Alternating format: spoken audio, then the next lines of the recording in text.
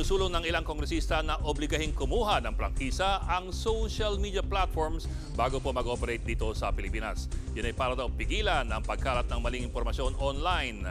At live mula sa Batasang Pambansa, nanguna sa balita si News 5 House Correspondent Marian Enriquez. Marian, ano-ano ang napag-usapan dyan sa pagdinig?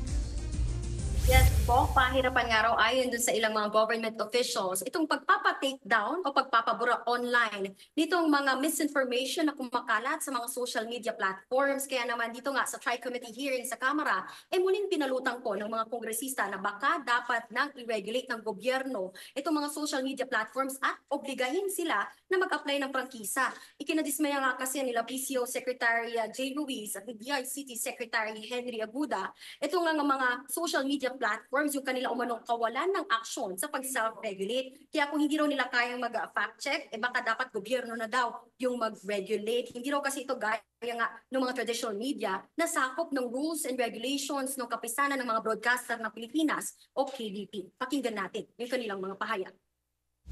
It has to be the government who should give those standards. Tayo ang may responsibilidad. They say we have to, it's a right, free information, a right to information. But that right comes with accurate information. We're not asking for special treatment in the Philippines. We just want them to fairly implement their standards. Pag tinanong niyo pala sila ngayon, sasabihin nila they need regulation. They want the government to put up a law to regulate them. So sila mismo, gusto nilang ma-regulate mismo eh.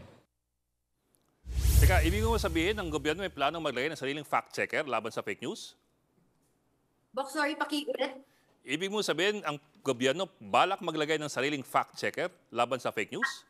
Yes, Bok, tama ka dyan. No? Ayon nga nito kay PCO Secretary Jay Ruiz, sinabi niya na nakikipag-ugnayan na po sila dito sa DICT para maglabas nga ng isang memorandum of agreement kung sino nga no, yung magiging lehitimong fact-checker ng bansa. So ngayon kasi ito nga Meta o yung Facebook ay meron po sila independent fact-checkers. Ito nga po yung kabilang na dyan, yung Rappler at yung Verifiles. Samantala, nauna na rin naglabas nga or naghahain ng panukala itong si Bataan 1st District Representative Geraldine Roman na gusto nga pong kilalanin itong Digital Media Standards Coalition bilang fact-checkers at a third-party expert po pagdating nga dito sa digital media governance. Bok, Kung balak nila i-regulate ang social media, hindi ba yan curtailment ng freedom of expression?